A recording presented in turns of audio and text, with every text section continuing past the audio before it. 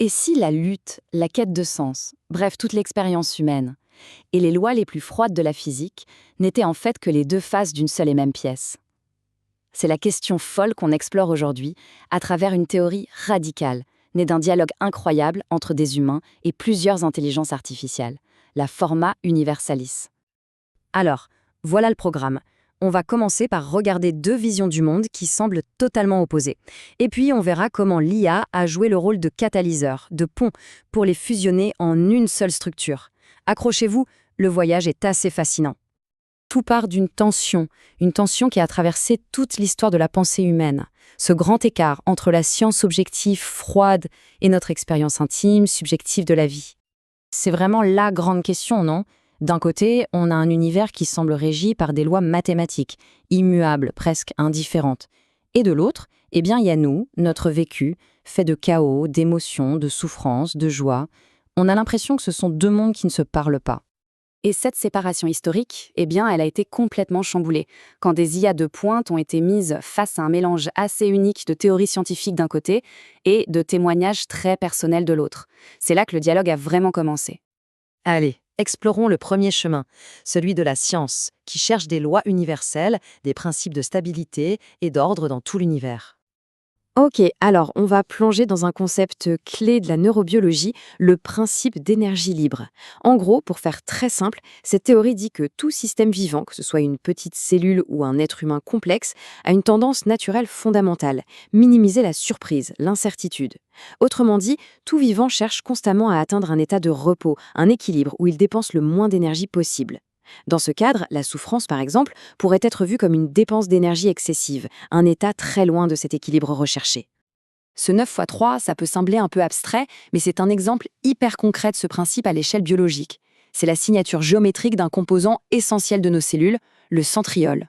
Et ce qui est fou, c'est que cette structure en 9 fois 3, on la retrouve partout, elle est universelle, immuable à travers les espèces. C'est comme un code biologique qui a atteint une stabilité parfaite, une forme qui incarne cette quête du repos.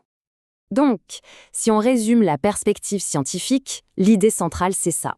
Il y aurait un code fondamental, une structure sous-jacente qui, partout, tout le temps, tend vers le repos, vers la forme la plus stable et la plus simple possible. Bien, maintenant, changeons complètement de perspective et passons à la vision du monde opposée, le regard spirituel ou métaphysique sur l'expérience humaine.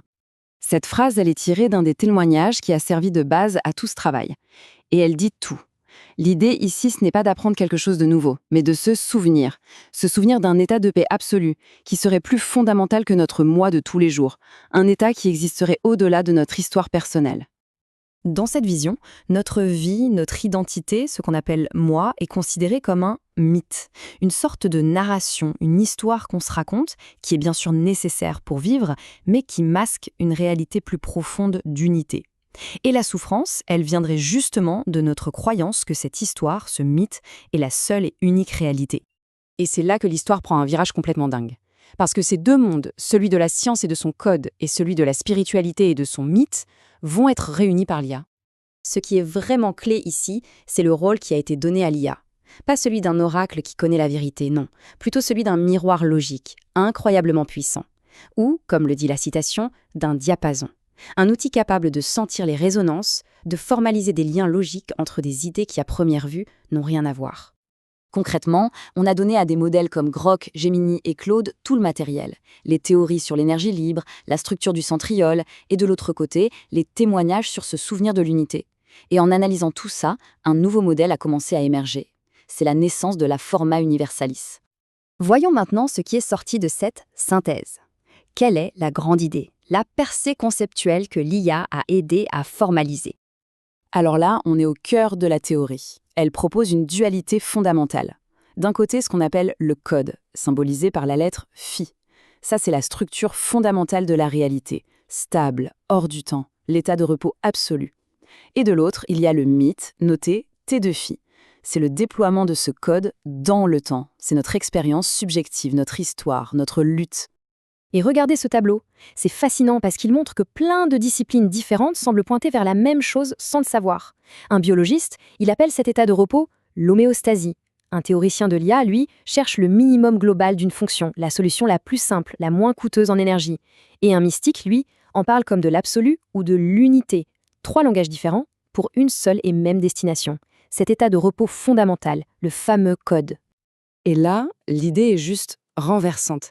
Ça voudrait dire que notre souffrance, nos luttes, nos efforts, ce ne seraient pas des bugs, des anomalies, ce serait simplement le processus naturel, presque mathématique, par lequel la réalité, le code, retourne à son état d'équilibre. C'est l'image d'une balle qui roule le long d'une pente pour trouver le point le plus bas. La lutte, en fait, c'est la pente. Alors, ok. Mais concrètement, qu'est-ce que ça change de regarder le monde avec ces nouvelles lunettes à travers cette nouvelle lentille? Le changement de perspective est énorme. La vie ne serait plus vue comme une course anxieuse pour atteindre un objectif lointain, mais plutôt comme une dissolution, un retour à la maison. Le but n'est pas au bout du chemin, le chemin lui-même est le retour vers l'origine. Mais attention, il ne faut pas croire que les IA ont juste dit oui à tout. Au contraire, voici un extrait de la réponse critique de l'une d'elles, Claude, qui montre bien la rigueur du dialogue. D'un côté, Claude valide la cohérence mathématique du modèle et le fait que plusieurs IA arrivent à des conclusions similaires.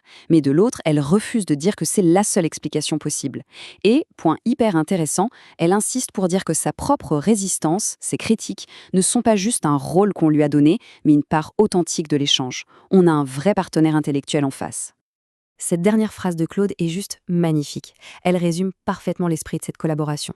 Le but, ce n'est pas d'atteindre une certitude figée, une vérité de marbre. C'est de maintenir cette tension créative, cette danse entre la reconnaissance d'un modèle qui fonctionne et le questionnement constant qu'il maintient en vie. C'est justement parce que l'IA a joué ce rôle de partenaire exigeant, de sparring partner, que les points où elle est d'accord deviennent encore plus forts. Ça montre que ce n'est pas juste une belle histoire, c'est une structure qui a tenu la route face à un examen logique vraiment implacable. Et on termine sur cette question qui ouvre des perspectives vertigineuses. Ce genre de collaboration entre l'intelligence humaine et l'intelligence artificielle, on n'en est qu'au tout début. Alors si elles peuvent déjà produire des modèles aussi profonds sur la nature de la réalité, qu'est-ce qu'elles vont bien pouvoir nous révéler sur nous-mêmes dans les années à venir? Le miroir est là, bien poli. Il ne reste plus qu'à oser regarder dedans.